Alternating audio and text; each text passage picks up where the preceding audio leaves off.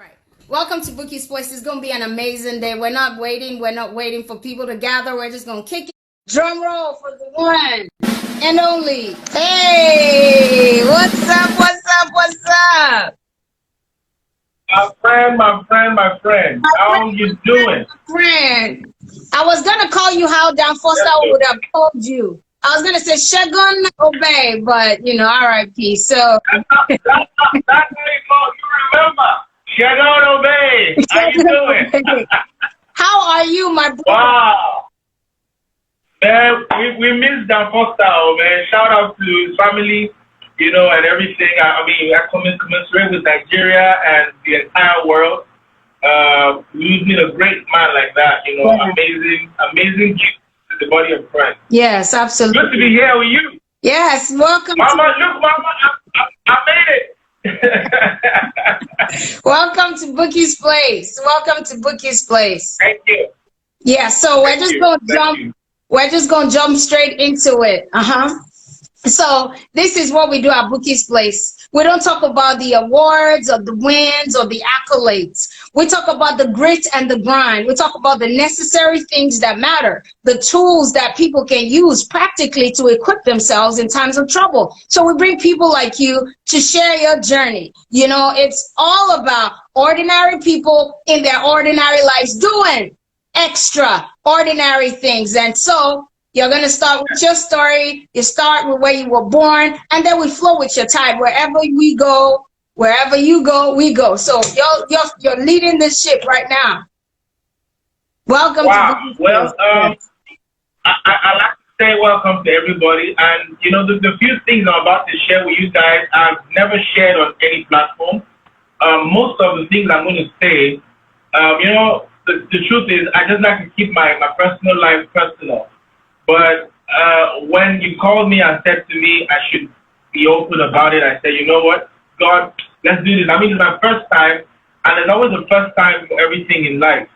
It's not like I have gory stories, but, they may not sound so wild to you, but at the time that I was growing up, a lot of these things were huge to me. We're all grown up now and everything.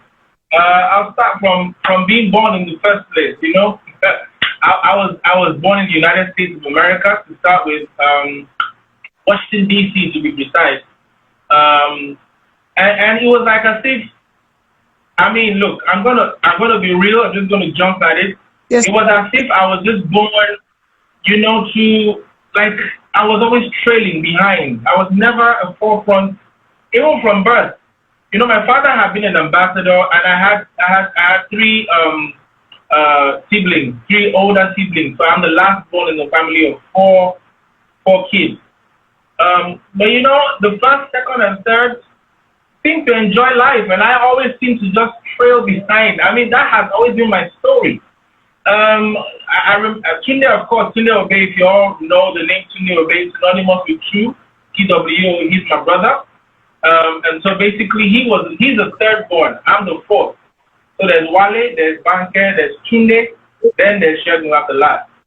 But it always seemed like when I come in, matter of fact, let me start from the beginning. When my mother conceived me to have me, when she had the belly, when she was pregnant with me, I heard that there was a fight in the house, and they were like, they want a girl. So apparently the firstborn was the guy, second girl, third guy. So it was only natural for them to want a girl. So that two girls, two guys. My sister wanted a friend, but I came.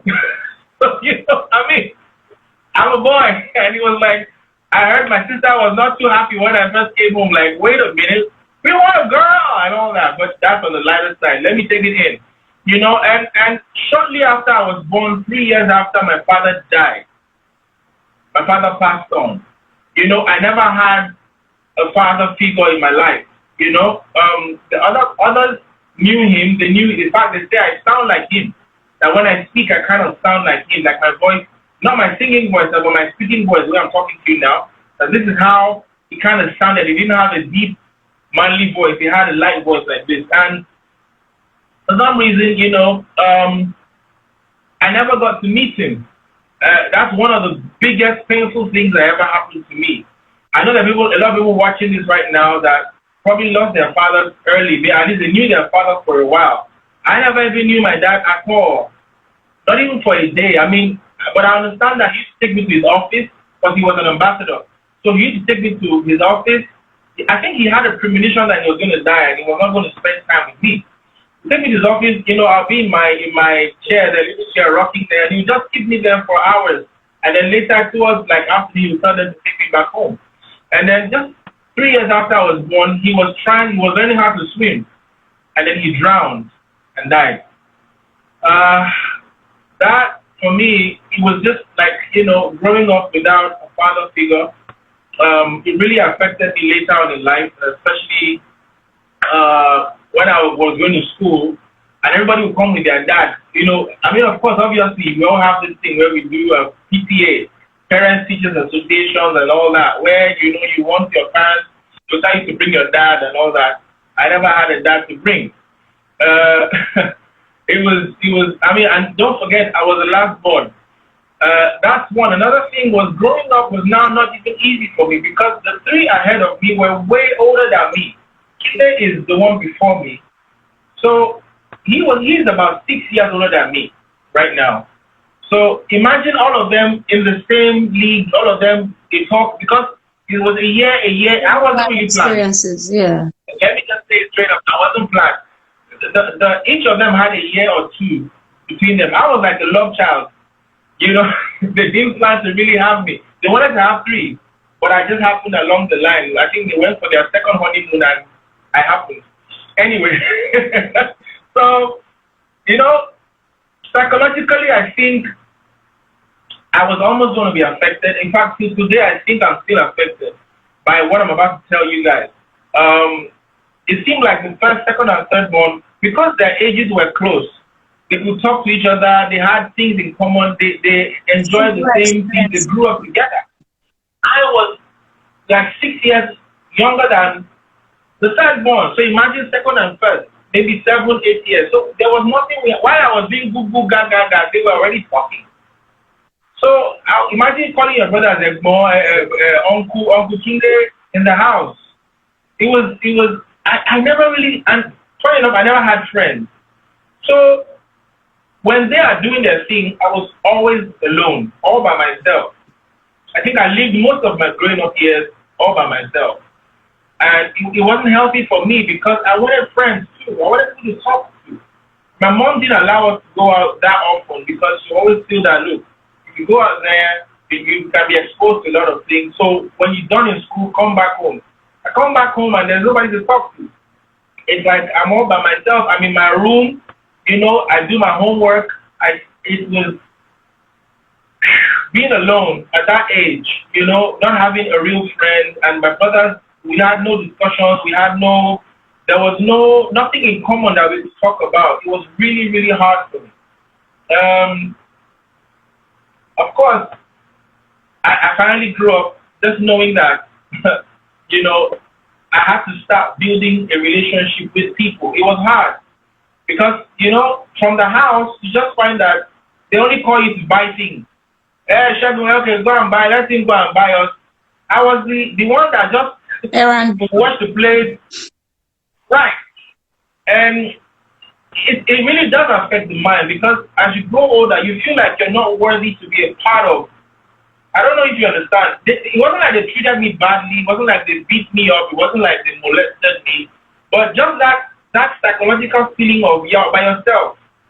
You're so young, you can't even communicate with these people because nobody can understand you on that level. So you're always on your own by yourself. Once I'm done with school, I'm alone at home. And, I almost started doing some crazy stuff. I was a time I actually considered, taking my own life because it was like I didn't have anybody. I didn't have any, no, and it just messes you up because you just ask yourself a lot of questions like, is it that I'm not good enough? Why don't I have anybody that talks to me? Why am I the one that buys all the things for them when they need, this or that? I'm the errand boy that they call. Okay, let me fast forward. Growing up, I realized that the music thing had always been there. but I didn't have a direction. I didn't have a sense of direction. Thank God for Tunde. We used to sneak out of the house. We put a pillow in the place of where human beings were meant to be, and then we'll take off. And then mom see will probably walk into the room and think, see the pillow and think that, oh, my wonderful boys are asleep. But then we used to go out, and I just wanted to know more about music. I just knew from very early that music was my passion. I had passion for it. When I heard Stevie Wonder sing, I was like, wow, I got inspired by him. No New Year's Day. I just felt I just needed to know this guy a little bit more. And then I saw Michael Jackson. I grew up in that era when Michael Jackson, Stevie Wonder, all of them, and they just inspired me. But soon they took me out, and for some reason, I would just be out there on my own. And guess what? Sometimes I'll drink to stupor. Drink. Yes. And he didn't know. Because you see, he would take me out like, okay, let's go make music. And I was like his background singer. Sometimes I make then I didn't understand. So one idiot introduced, sorry I use that word, but right now it's so annoying to think about it. Told me, you want to sing better? Let me give you something now. So he gave me a bottle of wine, or was it beer then, or whatever it was. And he told me when you take this, you get bold, you get confident, and somehow I started taking it. Now it was bitter, but I was like, okay. How When I old take were it, I you? just found out that even though everything was all hazy and all that, How old were you I then? I was confident. How old? Then one day he now wanted to introduce me to he just wrapped there was something wrapped up in paper. And I remember that it's like as I'm talking now, I can see this guy right now, right before me. And he just came to me and said, that one I've been giving you is child's play. He said, this one, he said, in fact, you will sing and you will not, and all this while my brother didn't know what was going on. I didn't talk to anybody. Don't forget again that I was a lonely child. So I was always internal. I never had anybody to talk to. I always felt like talking to people was not my portion. I was not worthy to talk to people because I was meant to be in my room, except when I'm needed and I come out. So it kind of almost messed me up to the point where my self-esteem, was almost damaged. Thank God. I mean, for some reason, I just thank God that God came into my life when He did. He came in right on time. My self-esteem was so damaged that even to just talk, it was a problem because I just felt, no. All these other people can talk, but I am meant to be in my room all the time. I'm not meant to be heard. I'm meant to be seen and not heard. Back to the whatever. He now gave me that thing. So I took, of course, it was a move. I took a shot of it, and I'm not gonna lie to you. It was like the whole world was spinning.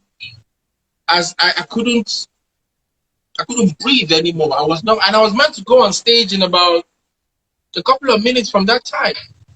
Somehow, I just got myself together. I was going to lose it. I was getting there to the point where, for some reason, I don't know, God just snatched me. I sat down. I was able to pour water on my head. My brother didn't know all this. Don't forget, we were always in the club setting. So I didn't really enjoy it. I went to the club for the music. I went to the club because I wanted to sing. I wanted to entertain. I wanted to express my music. That's the only way I knew was go out there and just anywhere there was a platform, just sing. So I was more like a singing prostitute. Where you just go out and just sing. I wanted to just sing. So wherever there's a stage, whether they're drinking beer, whether they're all high, just sing. And because my self confidence was really weak, I couldn't speak for myself. So wherever I was taken to, I would just go. Long story short, luckily for me, I didn't take that thing. After that day, I just knew there was something wrong with that thing, and I never saw that guy again. I never saw that guy again. And something tells me that that guy was sent to me by the devil because obviously, if I had continued, it's either I liked it then or I didn't. And if I continued doing that, and I was doing secular music, don't forget, I was doing gospel. I wasn't doing gospel yet. I hadn't found Jesus. I was still discovering myself.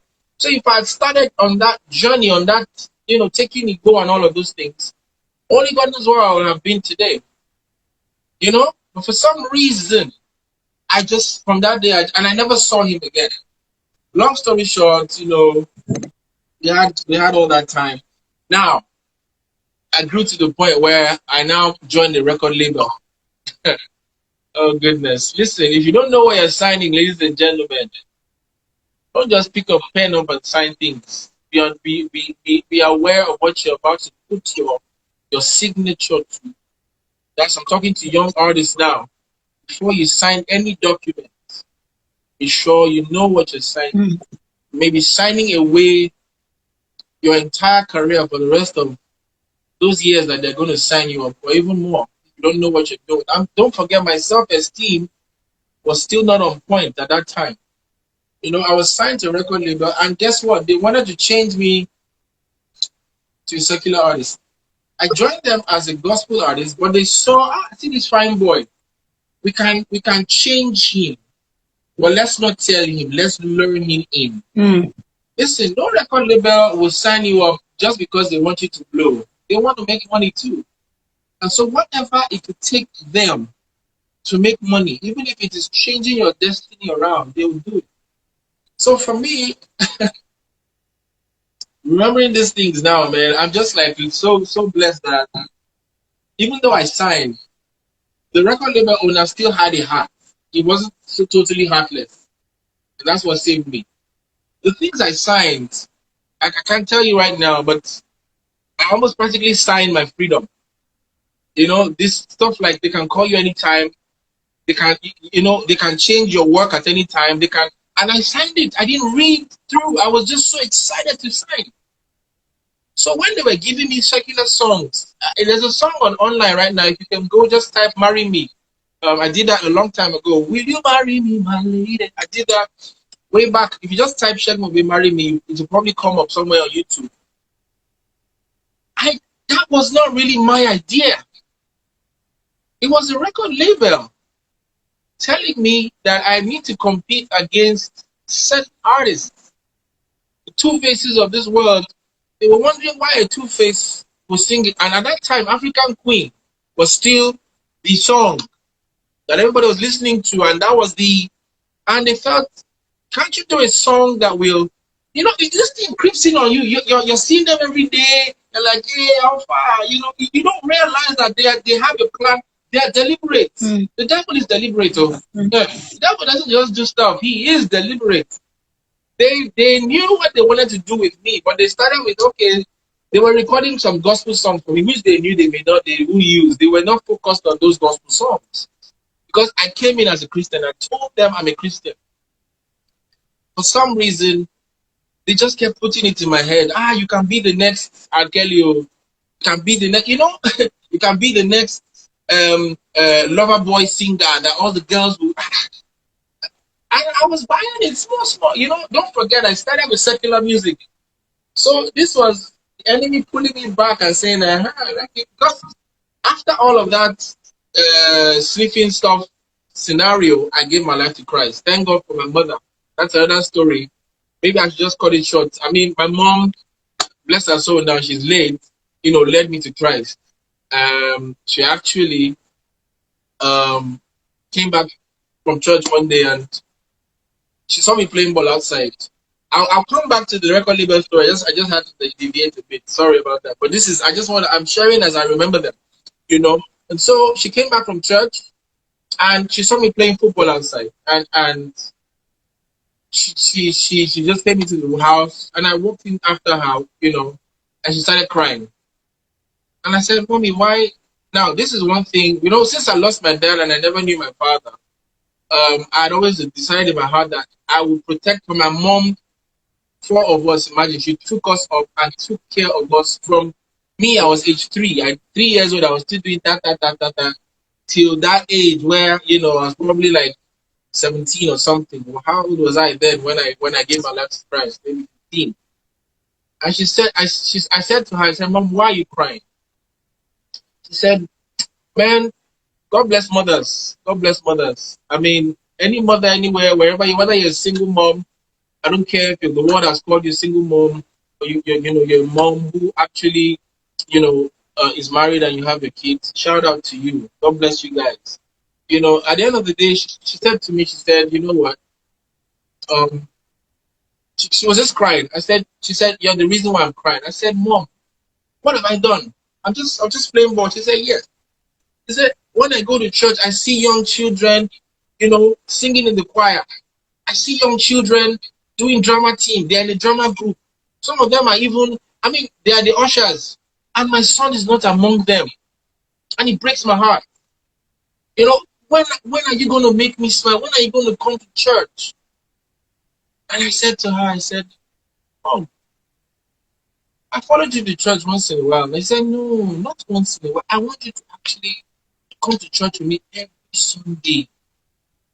I want you to always be there. I want to see you. I want to see you singing. You have a gift now. What are you doing?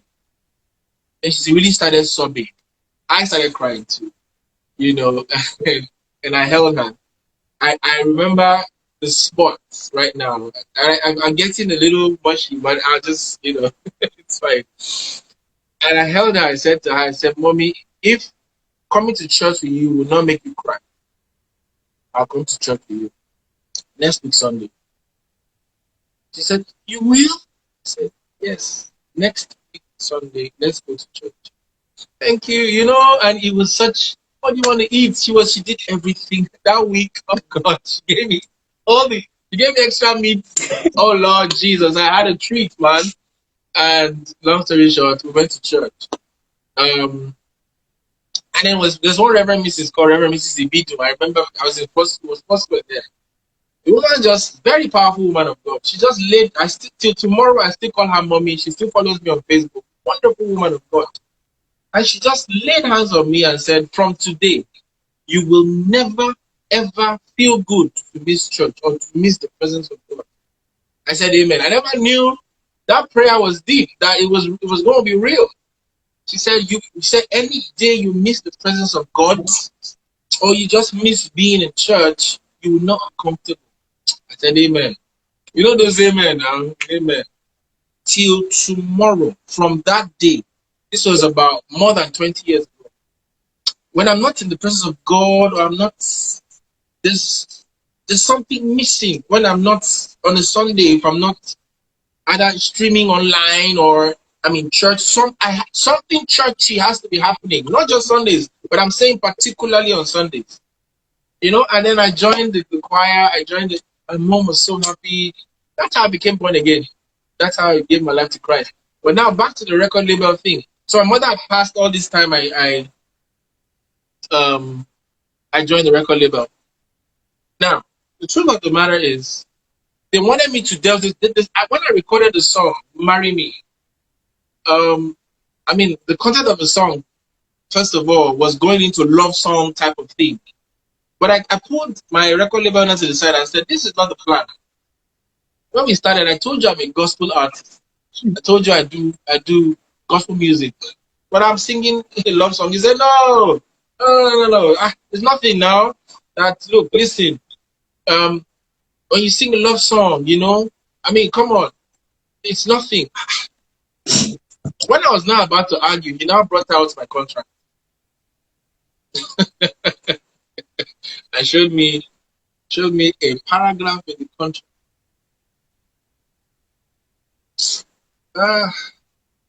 Says the record label can tell you if the record label feels this is the concept they want to give to you, the direction they want to take you, you must follow that kind of thing. And he said, so look, listen, don't even start arguing with me, or otherwise I'll mess you up. So I got scared. So for some reason, when I signed, when I did the song, I was not happy. You know how when you're singing a song and you're not feeling it because it's not you. But I was just doing it because now I was sort of trapped. When it's not like they're holding a gun to your head and saying, sing. But that's how it felt, because I was now not making music that I really wanted to make. I was not making music that edified the spirit. I was making music that would sell. I was supposed to be a commodity Mm. to sell market. I was depressed for a long time because I was not happy anymore. And even though the videos were playing on TV, you know, it was big. At that time, there's whatever we call Music Africa at that time. It was on Music Africa every day. And each time I see the video, I'm telling myself, no, this is not me. I'm not, I think so, I don't like this. Then guess what?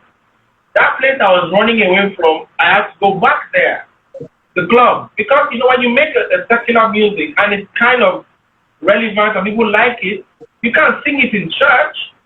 They will call you in the club. They will call you in all these places that you really are not supposed to be as a Christian.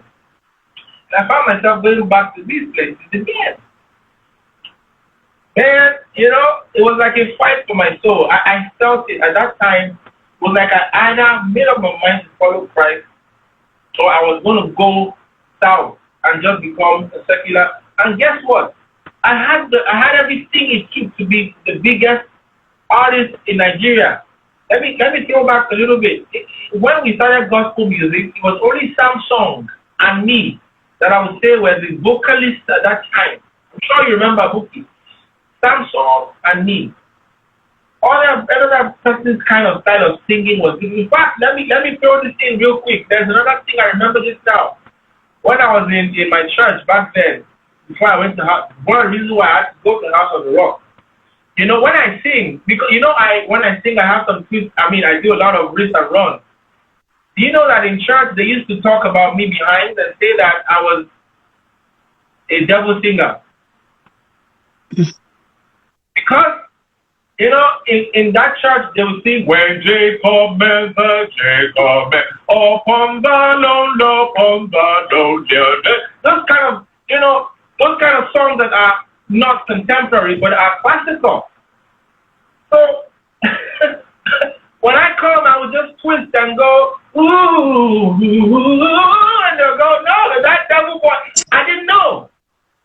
So, I was just expressing myself.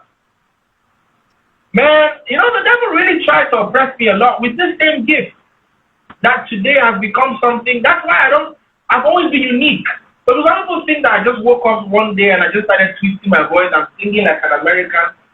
This is me. It's like somebody being tall and you're saying, why is he tall? I'm tall. Hello, I didn't make myself, it's in my DNA to be tall. So it's in my DNA to sing the way I sing. You know, I've heard a lot of people, even in recent times, say that we down away to just sing with a bend nose. No, I don't try to do it.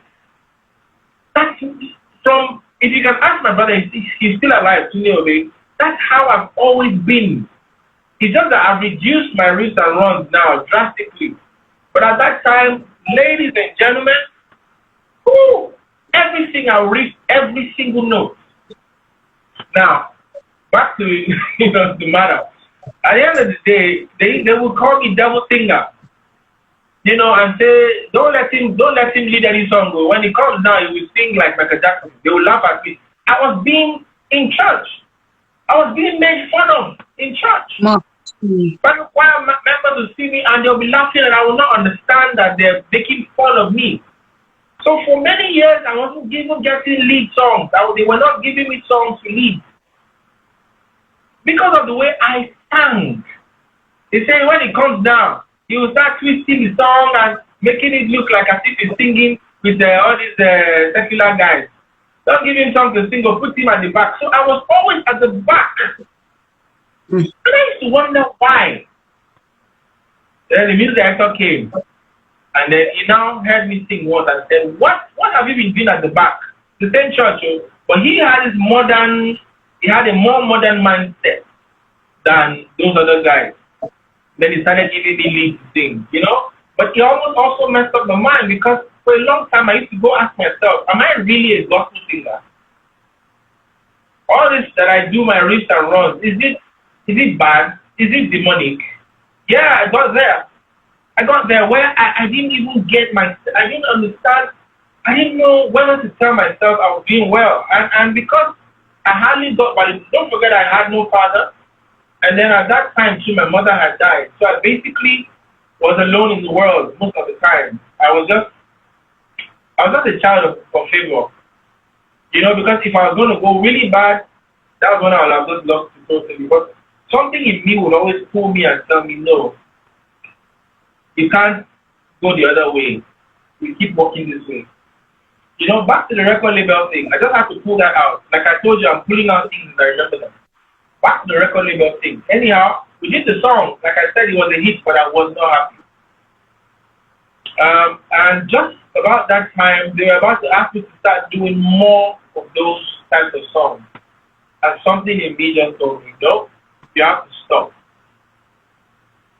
And I stopped. But guys, it took a while because, you know, don't forget I signed a contract. Now I had to live through all of that. And so for a long time, my ministry was not, it didn't blossom because it was like it was stifled. It was like I was stuck dead in my track. I could not flow anymore. The record label had signed me on, and as far as we were concerned, you have to do the shows that you are lined up to do. So you imagine going to a place singing and not being happy. Because you're singing to a bunch of, you understand? It was painful because you have a gift and you know that this is not where I'm meant to use this gift. I found myself in places that I feel tomorrow I really anyhow.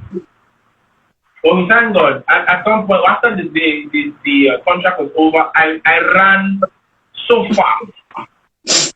I ran so fast. I believe the back of my leg was touching the back of my head. Took off. And from that moment, I never, ever signed any record deal with any human being again. That's why I started to learn how to record songs for myself. It was difficult.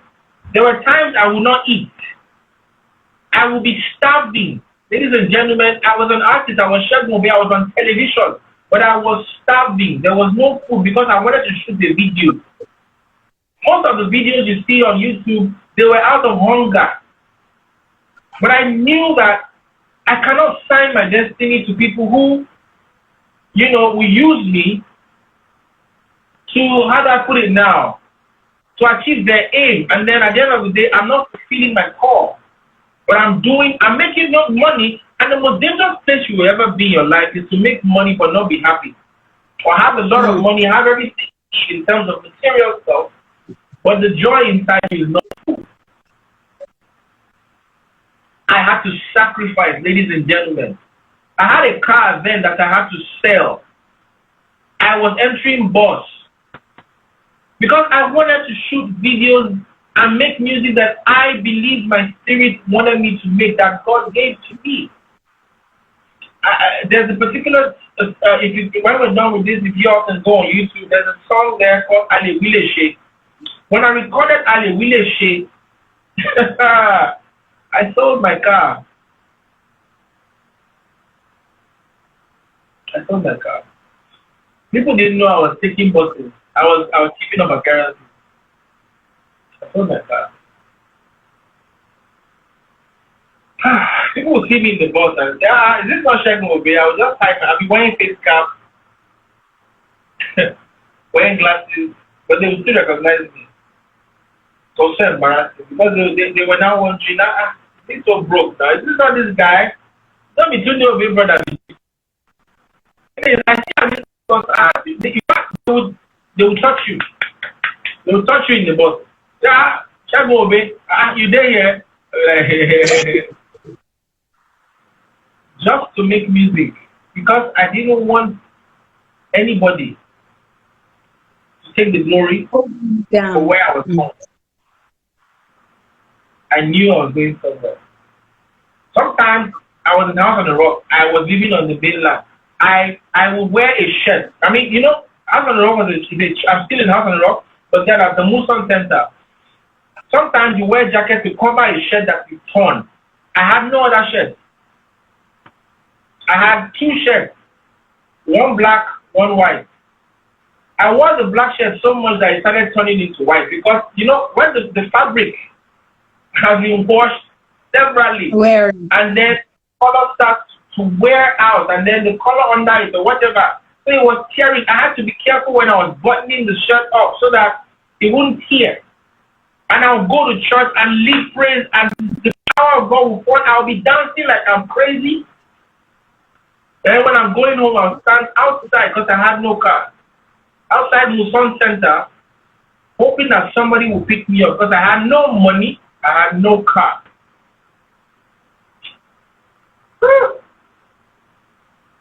People will drive by. People you are just standing to will be driving by you and say, hey! I'll be doing as if I'm, because sometimes you want to keep up your appearances. So I'm doing as if I'm going to my car. But there was no car I was going to. I had no money.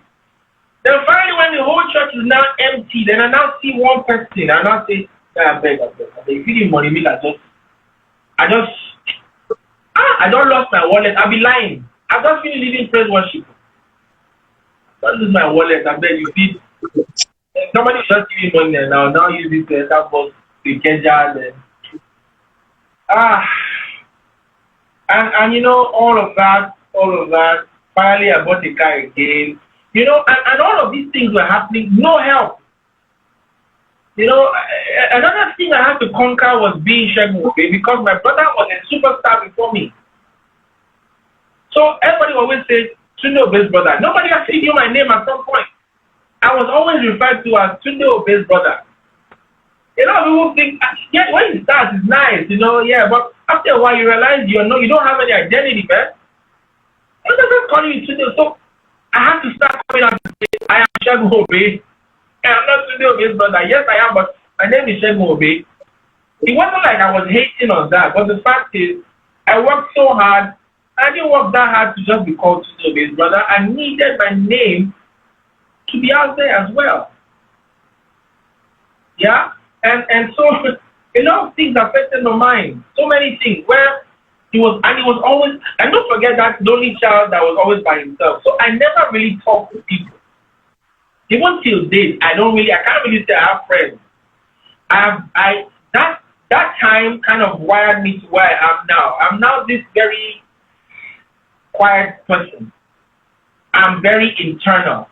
I am. I didn't say I was. I still am. And one of the reasons why I'm still not married. I told you I'm sharing things that I've never ever shared out anywhere, and I need to do this to help somebody right now. And that's the last thing I'm going to talk about, my marriage. A lot of people are looking at it and saying, what's he doing? This guy would enjoy you. This one will never marry soon. Babes would be around them. I'm not that kind of guy. You know how many times people would say things and I would hear what they said about me. And I'll go into my room and I'll weep. Because they don't realize that being married there's no shocking for being married. But at the same time, it's not like I don't want to get married. But I won't marry because there's pressure on me to marry, ladies and gentlemen. I will marry because I have found the bone of my bone and the flesh of my flesh.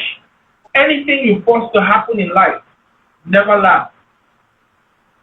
There was a time my family called a meeting on my head and said, well, when you want man, are you okay? Are you a man? Because I almost started questioning my sexuality.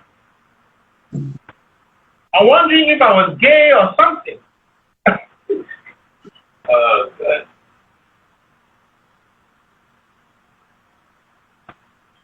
I'm sorry.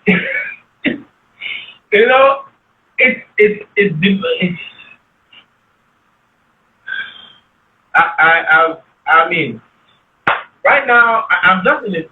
Look, they'll look at you and wonder why is he not married? He has everything, but he's not married. I hear a lot, and these people will come and smile to my face. These are cover artists. And they'll come and smile to my face and make me feel really good, but I hear what they say behind me, and somebody who likes me among them will come back and tell me the kind of gory things people say about me because I wasn't married or because I'm still not married. And I'll go, after facing all that battle, you come into your house and you're all by yourself in the house. A lot of times, it's never easy. Never easy. Even till tomorrow. Imagine during the lockdown being all by yourself. So, we try to smile, we try to come out there and entertain, and I try to give, but we're dealing with a lot. And the truth of the matter is, loneliness, now though, thank God, I'm no longer lonely. I'm alone, but I'm not lonely. There's a difference. Which is that I have learned how I need to enjoy my company.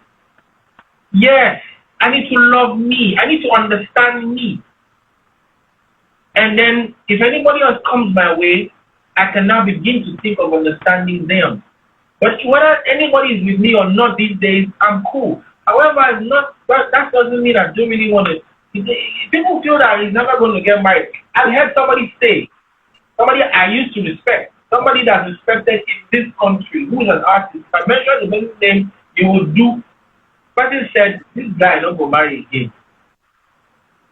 He said, I'm saying good to go. Push him out ballon, could he marry?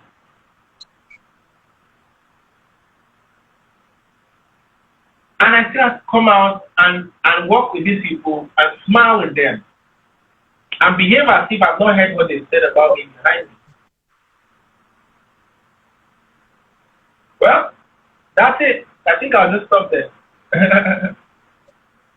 Wow. Do we have any single ladies in the building? Send me your CV. Let us start to arrange for Bro Segun.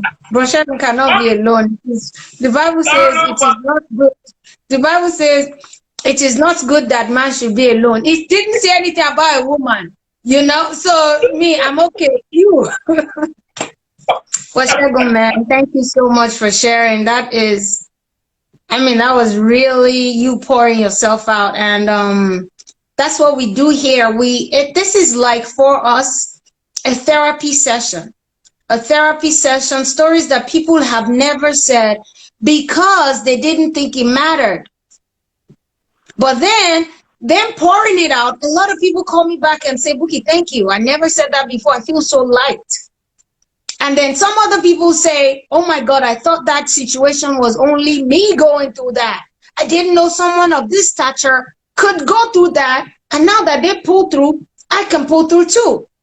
So we're not, I could have done, Bro Segun says, Bouquie is a pretty woman. Funke, will you sit down? Is that what we're talking about? Okay, Bouquie is single too now, that's true. Yay! We are all here.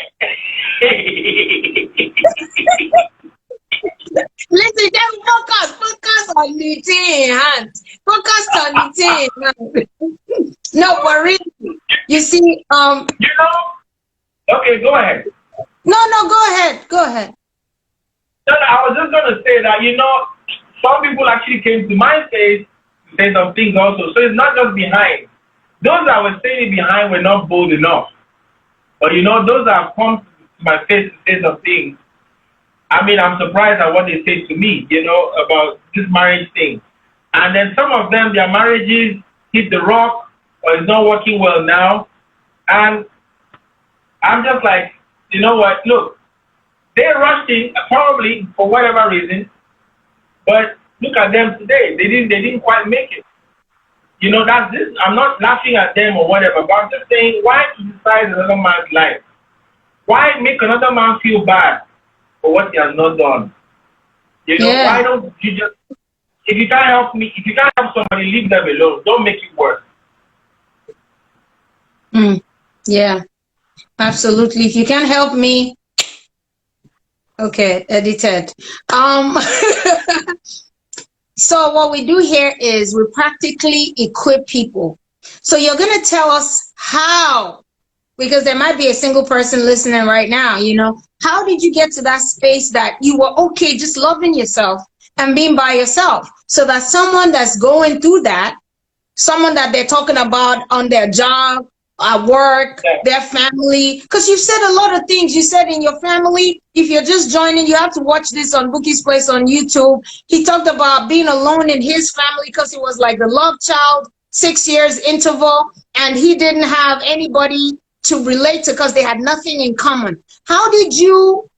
Because you said some things and you said it over and over. You said, even till date, it affects me. Even till date, you kept saying it. So how do you navigate when you get into that space? Well, now it's a lot easier for me because the truth is, I have learned to, as you grow older, the only problem. I mean, look, let me advise people out there. The truth is this: if you don't work on your mind quickly, sometimes people need to talk to somebody, maybe a therapist. But I thank God I didn't get to that point. God has fixed me. But some people get to the point where they are so lonely, they are so into themselves, they don't talk to anybody ever again. So now they are in a corner for life. It's like as if they only go to work, come back, and that's it. They don't talk to. Don't be like that. Don't be that way because you never meet anybody. And the truth is, you'll always be the way you are. You need to come out of, look, there has to be an effort from you. As I am now, I have not closed my heart. I'm still open to, whatever comes my way in terms of relationships and all that.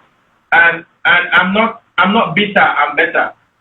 What I've been through has not made me bitter. It has just made me better. Because now I understand that, look, maybe I went through these things because I need to, because of something like this. Because there will be a platform where people will want to ask you questions concerning certain things, and you tell them, hey, hold on 1 second, I have been there. Yeah? So, marriage will happen. Look, if I marry tomorrow, it's fine. If I have kids tomorrow, it's okay. You need to understand that you don't beat yourself up. Some people will be calculating for you. If you had married when you were 20 and then you started having kids at 20, by now your child will be so and so years old. But look at you. Come on, man. Are you God? Are you God? There are a lot of people who got married early and they didn't have their kids until very much later, like 10 years, 12 years after their marriage. And there were some that got married late, but immediately God answered their prayers. So it's different strokes for different. Yeah. Wow. So you said something, because it's words that jump out to me that I pick on. You said, my heart is not closed. I'm sorry, I'm shrinking you right now. You said, my heart is not closed. Yeah. Anything that comes my way. You know what that means? It means that I'm not looking. It means I'm not looking. If you come my way. Listen, what that means is I am not desperate for anything. However, you will always, and at this point, trust me, you will know when something clicks. And you will know when you're forcing it to happen. Are you trying to force yourself to have to marry because everybody's talking? Or are you in love with the person that you're probably feeling something towards? Or is it just that let's just marry now so that I'm not going to do that. I'm in a place where I'm open to, and listen, I know how God speaks to me. So I'm meeting people, I'm free, I'm open. And listen, I told people the day I'll marry, it may even just be 10 people that will gather. I don't have time for all those. It's just going to happen. And that's how God works. Suddenly. He's the God of suddenly in quotes. So I'm very optimistic that anything I'm not dead yet. And I've not lost my teeth. I'm good. I'm ready. So anything can happen. That's what I mean. Just be open, be positive, put yourself out there, and love yourself. Should we go ahead and start? If you're a girl here, let me see. Drop your CV. Drop your stats. Okay, so Segun, how do you channel? Why are you laughing? What is the laughing matter here now? Okay. Sorry. And we have to wear Ashwabi. In short, these people, all these people on this place were the ones that will do Ashwabi for Segun. But Segun, I have a, someone said bottom line, love yourself, exactly. So Segun, I have a question. You write passionately, and obviously you write with intensity and all. How do you channel those emotions? You know, because if you keep these emotions inside, you will implode. When those emotions come to you, you know, how do you channel those emotions and what do you do? Most of the songs I've ever put out there, they came out of passion. They came out of all of those things. If you see me on stage, even till tomorrow, I give it my all, my totality. I don't go on the stage and sing like, oh, okay. I keep, you know, because every note, every skill I run is deliberate, it's intentional. I rehearse very well before I leave my house. I have a studio right here next door to where this is my living room. Just right next door, I have a studio there, a fully equipped studio where my band comes in. We rehearse. I'm always engaged. My mind is always engaged. So my passion is in my music for now.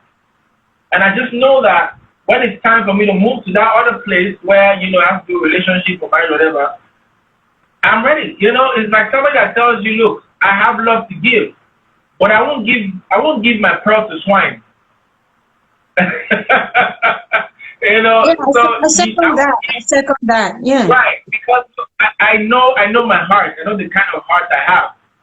So I won't give all of this to somebody who wouldn't deserve it. It will happen when it's going to happen. If it doesn't happen, cool. But look, I'm not going to live my life being a slave to, oh, everybody's doing this. So I'm not doing it. There's something wrong with me. No. I refuse to accept that. Amazing. Amazing. b.o.u.q.u.i, you look like a fine girl. Inbox me your details. We're looking for a wife, for a spouse for Mr. Segun. All right. Bouquie. I'm on the hunt for Mr. Segun. Let's break the table. What we're doing now is a hunt for Mr. Segun. I'm looking at your phone. Guess what? Oh no, I know your husband. If you are single, send me your stats and your details, your bank account, your social security number, and let's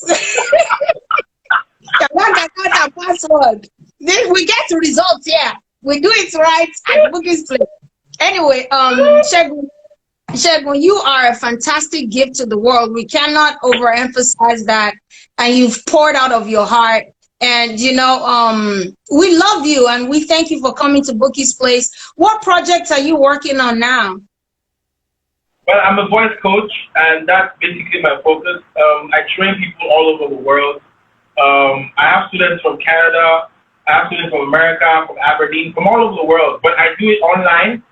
So, you know, they come into my inbox and they tell me, okay, I'm ready, and then they pay, and we roll. So for me, that's my latest passion, where I just teach people how to sing and all of that, some of the skills I have. For now, I'm not recording. Sorry, I'm laughing. These people are crazy. They said Sheg Book 2020. Both of you. Yeah. You guys, let's match them. But bro, BJ, you guys, you're out of the house. Bouqui'S. He's my brother. He's my brother. Oh, you know, we did a song together like 20 years ago. Remember? I played it 4 days ago, and I was like, it's so fresh. It's still as fresh as ever. I love the song. We should do something together again soon. Yeah. Yeah, we should. So please, again, tell us what you want. Huh? What'd you say? When I come to the United States after the pandemic, we'll do something together. Okay, no problem. Can you tell us what you were saying? Because I was laughing and it would not look good that you are saying something serious. Tell us what you're working on so I can cut that part away. Yeah, so basically I'm a voice coach. So I mean, if you come into my inbox and tell me you want me to train, I do choirs and individuals. But because of the pandemic, I can't go out to train people. but I do it online. And then I'm thinking of recording one or two songs before the end of the year. So you all need to watch out for that one too. Basically, I'm just simply proudly me. Of course, I'm a worship leader in my church, so I do that once in a while to House of the Rock. That's it. Amen and amen. Okay. So in all that's your house on the rock, all those fine, fine girls, you can't find one. Or is it that you're always wearing spectacle? You're wearing spectacle in your hair.